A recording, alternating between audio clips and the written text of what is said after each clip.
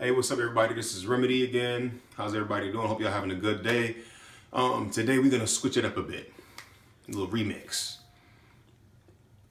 So you guys are used to me talking about chemicals that are harmful to you or to all of us in the world, but today we're gonna switch it up. We're gonna talk about the the difference between different bodies of work, such as the Bible and other Greek works, other Greek bodies of work, books and everything like that. Plato, Aristotle, those Greek philosophers, ancient Greek philosophers and everything like that. And how people, the hypocrisy or just the craziness of how somebody would believe in a book that has less evidence for it being real than a book that has more evidence than that book of being real or being valid or true or anything like that. So today we're going to talk about how archaeology and history attest to the reliability of the Bible. And this is by Richard M. Fales, who has a PhD. Is very he's scholarly. He's probably been through a lot of tomes, but let's see how we're gonna start this. Okay, we're gonna start with Aristotle. Like I said, we're gonna be going from Aristotle to Plato to the New Testament, basically to the Bible. So Aristotle's Ode to Poetics was written from 384 to 322 BC. And the earliest copy of that work is from AD 1100. And with that being said, there's only 49 extant manuscripts. Only 49. And that leaves a 1400-year gap from when the original of Aristotle's work, Ode to Poetics, into when they copied it. It was a 1400-year gap. So that's very big in terms of, that's a very wide gap in terms of a body of work. When the original and then when the copy, et cetera, that's a very wide gap. So then we go to Plato with his tetralogies. When he wrote the tetralogies, he wrote the tetralogies from 427 to 347 BC. And the earliest copy was in AD 900. So even that is a 1200-year gap. So, and he only has 7 extant manuscripts. You can look at the manuscripts as witnesses. Aristotle had 49 and Plato have 7 witnesses to prove his work. And Aristotle has 49 to prove his work. So now let's talk about the New Testament. So Christ died in AD 30, right? So he died in AD 30, and the New Testament was written by the disciples, etc., from AD 48 to AD 95. And the oldest manuscripts date to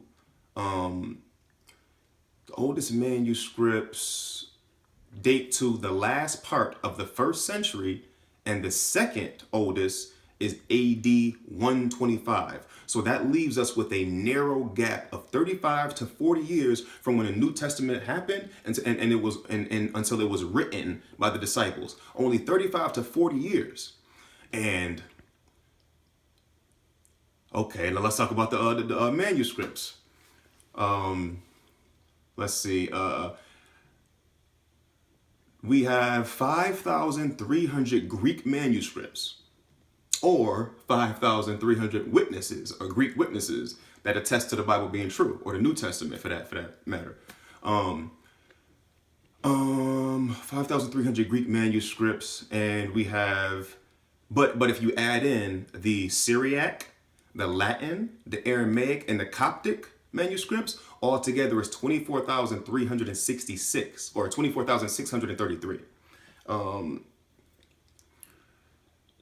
Now, like I said, you take the word manuscript and you delete it out and you put witness. So people believe in Plato and they believe in Aristotle, But how many witnesses did Plato have to validate his body of work? How many witnesses did Aristotle have? Aristotle only had 49, and Plato only has 7 witnesses to validate his work and stuff like that, his book and everything. Now, the New Testament, not even the whole Bible, just the New Testament section has 24,633 witnesses. But there's so many people that will not believe in it. Now, this math, the reality of what I just said, something's wrong with that. How does that work out? It's just crazy that people would believe those things. So with that being said, we have way more evidence to attest to the reliability and the authenticity of the Bible. We have so much more evidence than Plato with his tetralogies and Aristotle with his Ode to Poetics. There's way more proof. So basically, from the signatures of the Bible and everything where they got the work from to put it in a book to today, there is there's almost, it's almost irrefutable basically to say that these other books have more validity or it's more proof and everything like that. We can say without a shadow of a doubt that the Bible of today, because people say, oh, it switched up from when it was written and you can't believe it no more. But when you actually stop listening to these idiots out there, these ignorant people who don't know what they're talking about, you actually find that that the Bible of today says exactly the same thing that it said 2,000 years ago. So we have to begin to basically be, what is it, a guru? A guru, what is the word? The etymology of the word guru, it means a dispeller of darkness. Darkness could be looked at as lies. So we need to get on our guru and dispel some of these lies, because there's people out here saying that, oh, there was too much of a wide gap when Jesus and the disciples was walking the earth and what they was doing, and then when they actually wrote it in the book, and then they switched it from the scrolls to the book, they say it's too much of a big gap. But when you look at the evidence, that's a lie. It's just a big fat lie. It's just not true at all. So there needs to be more Christians who actually do their due diligence, and they do their like real deep in-depth studying on the archaeological evidence of the Bible, if some paleontology evidence, just we need to look at all the ways in every single different avenue that reaches out and touches a truth about the Bible that somebody has buried, and now the truth can't be seen. But what do we know? What's done in the dark always comes to light. What's hidden always will be revealed. So all of these people swear that, oh, the Bible this, the Bible that, but what about the evidence of the Bible? And you have people that will just hold the Bible and say, oh, the Bible's real. The Bible's real. But you'll ask them, how is the Bible real? And they'll pick up the Bible and say, God said that this is his word, so that's how the Bible is real. But when you're doing your scholarly duties and stuff like that, you look at extra biblical sources, meaning sources outside of the Bible, like Roman records that or 16 major different historians that attest to Christ actually being here on this earth and everything like that. This is not just some crazy thing like we're talking about unicorns, or we're talking about little elves and leprechauns and stuff like that. Because where's the proof for that? I don't see nobody talking about, bringing no big books up like leprechauns are real. Look at these books and all that stuff.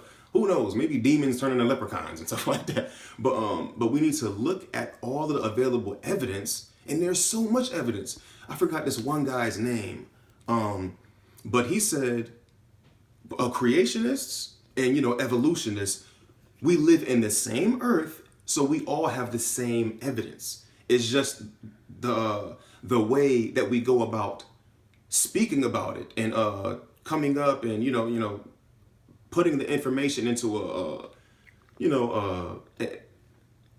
a digestible form and stuff like that. But then we get into the radiocarbon dating and all this stuff, and then it just goes off. They said that that whole thing was like 500 years off. So if it's 500 years off, I guess that's not too bad, but still, it can leave room for error.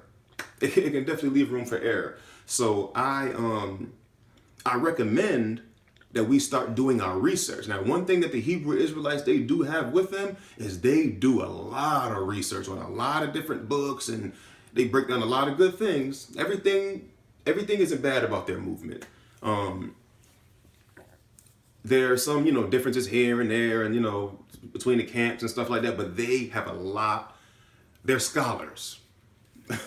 They deal with a lot of books and stuff like that. So I encourage everybody to start doing research. There are a lot of people out here, a lot of Christians.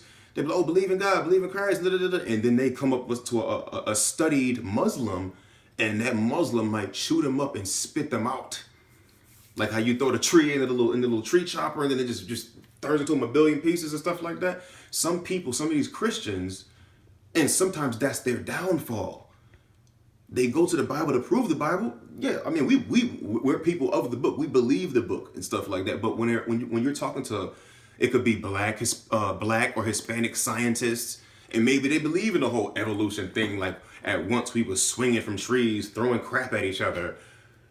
Like, and now we come to this. Like there was one person, I really don't even want to say the person's name. It just, it's embarrassing. And if you look at the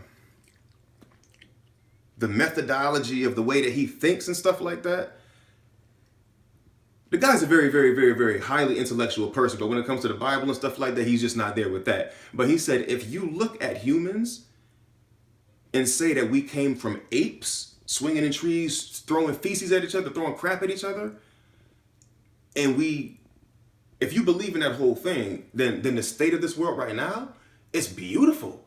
We were swinging in trees, throwing crap at each other. Now we got all this technology and stuff like that. We're driving and stuff like that. But he said, if you look at us like we're the descendants of angels and all that stuff, or we had interactions with them and stuff, and they taught us stuff. But if you look at it like that, and then you look at the state of this world, he said it's a horrible thing. But depending on it's a bifurcation, a split. A bifurcation is split. It's a fork in the road. It goes two different ways. Either you're going to believe we came from monkeys, or you're going to believe that there is intelligent design of the universe, the anthropomorphic, the anthropic principle. Everything is orderly and everything like that. But people need to do research, like true research, like actually pick up the Bible and say, is this God's real word? Let me get into the Greek. Let me get into the Hebrew. You don't got to get mad deep into it. Some people don't even really mess with it like that. But it definitely gets deeper into. It definitely gets thick with information when you go into these languages. So I definitely recommend people to do research, do a lot of work, because what I just shared with you, it's almost the whole world doesn't even know about it. Almost, it seems like that. I'm exaggerating a little bit, but basically how people talk about the Bible, if they were honest people, they would say, you know what? Even though the Bible has way more evidence than these other books, I'm just not comfortable believing in it. Something's a little, I just don't know about it. But they won't even be that honest. They'll say that the Bible has no proof. They'll say this and that, and then they'll talk about some Egyptians and stuff like that, and some caskets and stuff like. But who's really doing this research to say, oh, yeah, we have King, what's some of these Egyptian kings, King Tutankhamun, I forgot his name. It escapes my memory right now. But how do we know that was his tomb? Did somebody look at a piece of melanin off of his bones? Because you can find out somebody's skin color from their bones. Just picking up some bones from the ground, you can say, you put it under a microscope, do whatever they do, but they can find out how dark the person was. If the person had diseases, they can find out what diet the person was on. They're not going to tell you, oh, probably from a lot of times through his life, he ate egg sandwiches and cheese. It's not like that. But they can tell that you were eating meat, or they can tell if you were a vegetarian from your bones. You can do a lot with these bones. But are these people telling me that they picked up the bones and was like, looked at it and was like, yep, this was King so-and-so. Just from this piece of melanin that I seen, I can tell it's that. Like, we need to stop playing around with all this stuff. Like, either you're going to believe one way or you're going to believe the other way. You can't believe everything. And then you can't even do the opposite. What is it? Nihilism? I think the Russians came up with Germans or something